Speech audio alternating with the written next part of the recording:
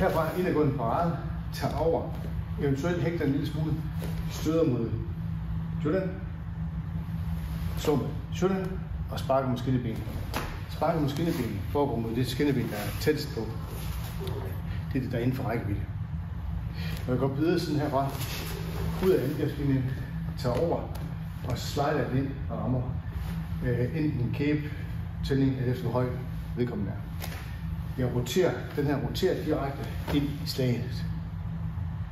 Derefter sparker med skinnebenen. Sørg for, at det er paraden, der gør, at slaget bliver let.